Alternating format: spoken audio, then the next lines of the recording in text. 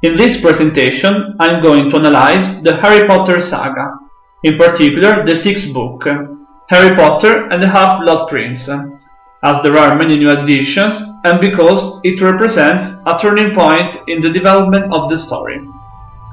The author of this very famous saga is Joanne Kathleen Rowling, born on the 31st of July 1965 in Yate, a small town in the Gloucestershire, England.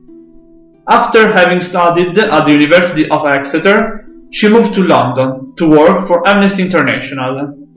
In that period, she created the character of Harry Potter, the world-famous wizard with glasses in the world, while traveling on a train.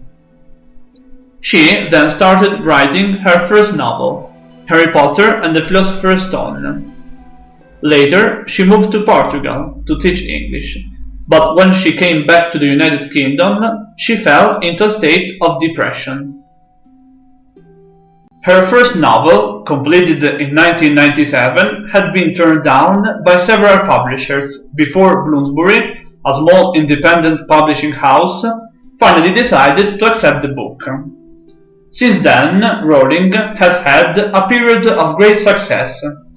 In fact, after the publication of the first book, she continued the story of the wizard, writing 7 other books, thus creating a saga which would allow millions of people all over the world to dream and have fun. Her books have had incredible success and won numerous awards. After the success of Harry Potter, she decided to write Fantastic Beasts and Where to Find Them, as well as a stage play that represents the sequel of Harry Potter, entitled Harry Potter and the Cursed Child. As we know, the story's main character is Harry, the only survivor after a merciless wizard, Lord Voldemort, kills his parents. During the years in which Harry and his friends study in the Hogwarts School of Witchcraft and Wizardry, Voldemort tries to get to him in order to kill him. In the 6th book, Harry suspects a student, Draco Malfoy, of becoming a Death Eater, in other words, Voldemort's follower, like his father, but no one believes him.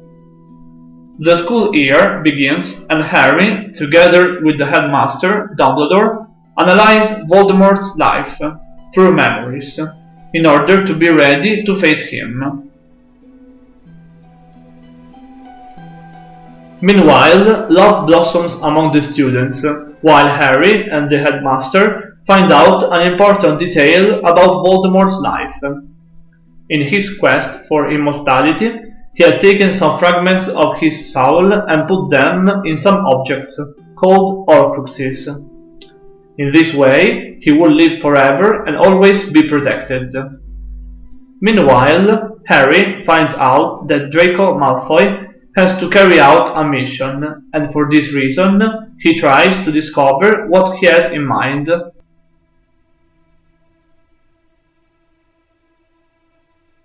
The book was published in English on the 16th of July 2005, while the Italian version was distributed in the bookshops on the 6th of January 2006, obtaining great success. I have chosen this novel as it represents a turning point in the saga, and because, among the many important themes, there are some that make us reflect, such as the theme of friendship and loyalty. These are represented by Ron and Hermione, who have always been close to Harry, desiring to help him.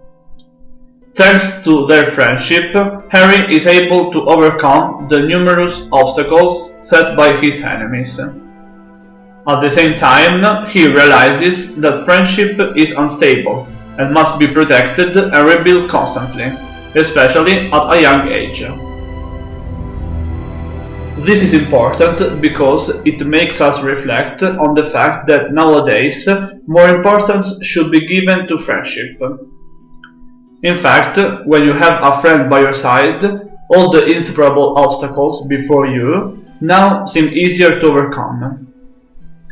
Linked to this theme, there is the one regarding love. Despite the melancholy and mysterious atmosphere, all the problems are forgotten for a moment. In fact, we discover that Harry gets engaged to Ginny, Ron's younger sister, while Ron gets engaged to Hermione. However, there will still be affairs and jealousies. There is another theme linked to love, but it is hidden by subliminal messages, words concerning a specific topic which the brain assimilates subconsciously. In other words, thanks to these messages, specific information is hidden. In Harry Potter films, there are a lot of them, and which can also be found in this film. In fact, there are 4 that concern sex. Their first message is shown through the word porn, found in a newspaper that Harry is reading. What is more, a second one is found when the word sex is written in a potion textbook, as well as on the ceiling of a house. There is also a billboard advertising a women's perfume. There is a beautiful woman on it and the words "Tonight make a little magic," alluding to this theme.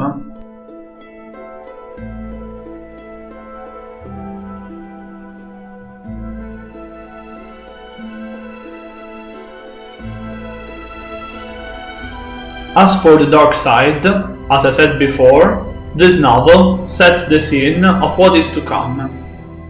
Harry knows he has to face a difficult challenge, and for this reason, the relationship between good and evil comes into play.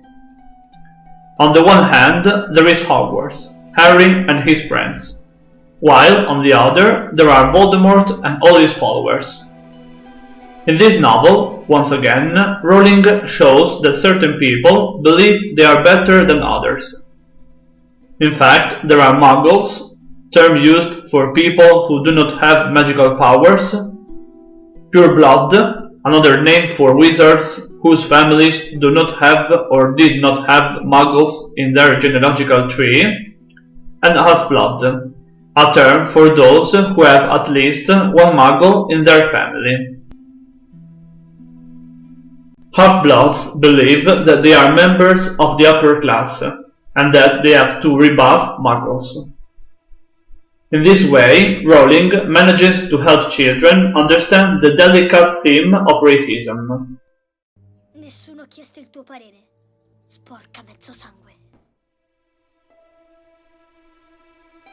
Moreover, there are 2 other themes, one of which is absent in the film. Obviously, the first is suspicion, present throughout the book, and which is peculiar to Harry, who notices that a student is up to something, and he decides to investigate. In the book, Rowling describes Harry as a boy obsessed by all these things, and in my opinion, she has done a good job. On the contrary, the sadness of the student, involved in a very difficult mission, is not expressed very well in the book, while this sentiment is well portrayed in the film. In fact, the filmmaker, David Yates, has showed this element perfectly. The same student is sad, solitary and even weak, elements that were absent in the last few films.